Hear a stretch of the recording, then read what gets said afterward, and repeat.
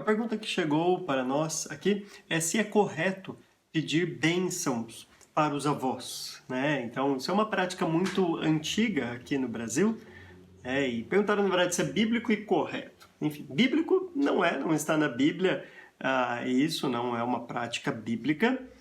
Por outro lado, é uma prática cultural muito frequente, principalmente está caindo em desuso agora, né? Mas é algo que acontecia antigamente, tendo em vista que, especialmente os nossos avós, quase todos eram cristãos, se não protestantes, católicos, né? Dificilmente alguém tem um avô ateu ou alguma coisa do tipo, né? Então, os mais velhos geralmente seguiam essa prática justamente pela crença em Deus.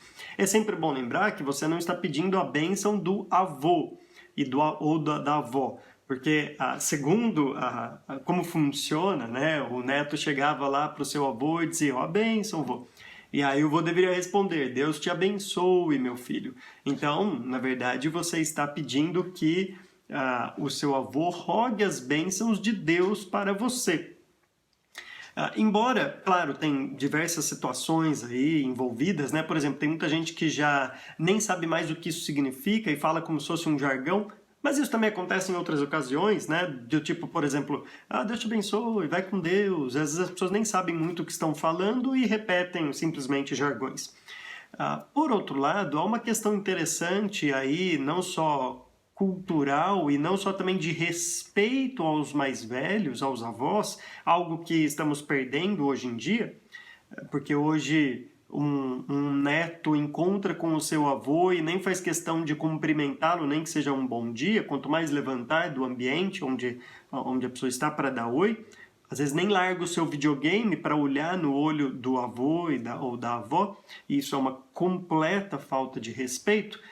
Mas não é só por isso, há uma questão a mais aí, em que essa prática não é, claro, obrigatória, mas por outro lado há uma questão em que eu entendo que parece que há um resquício de uma verdade bíblica, talvez a gente pode dizer assim, que é a questão do avô ser e a avó também, serem esses responsáveis por passar a fé adiante aos teus filhos, ser o guardião da fé na sua família, quase como Jó, como um pai preocupado com a vida espiritual dos filhos, que entendia esse papel sacerdotal de não só pastorear o coração dos filhos, mas estar preocupado com a pureza do coração deles e de passar a fé adiante.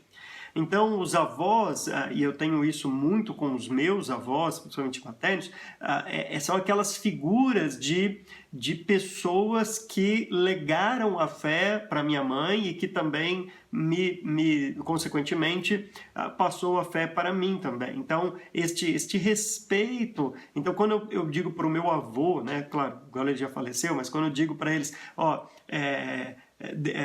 a bênção, meu avô, alguma coisa do tipo, e Deus te abençoe, e é isso que vem à mente, né? Essa questão de a passagem de uma fé e o reconhecimento de aquela pessoa, de fato, tem uma certa responsabilidade pela sua prole, né? Por aquilo que vem depois dele, por toda a sua descendência.